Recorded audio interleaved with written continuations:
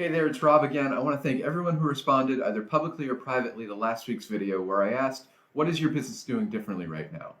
And I promised that I would take a couple of your responses and give you some tips on how you can use data to measure the effectiveness of those initiatives and whether they'd be viable options to continue long term. So one thing a number of you mentioned is virtual events. Are they here to stay? Is this something that would be worthwhile to continue even once we're able to meet in person again? And one of the great things about these virtual meeting platforms like Zoom, GoToMeeting, or whatever else you might use is the underlying data is built right into the software. So whereas at an in-person event, you'd have to dedicate a staff member to figuring out when people arrived, when they left, and what they were interested in, what they weren't. With the virtual meeting platforms, you can see that right in the underlying data.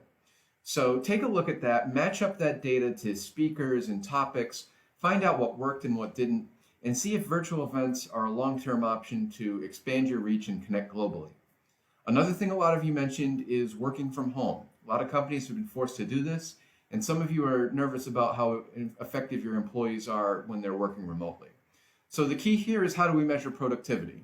In some cases, this might be easy if you can assign revenue amounts to each individual employee that they produce.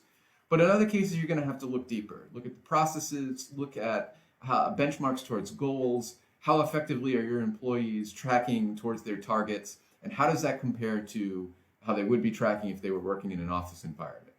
And remember to keep in mind externalities. There are a lot of things going on right now, of course, that are going to affect productivity, whether that be childcare, caring for a sick relative. These are things that wouldn't have as big of an impact in normal times as they do right now.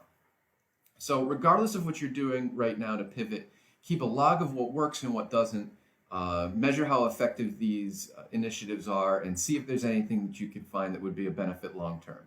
Thanks for watching, and stay well.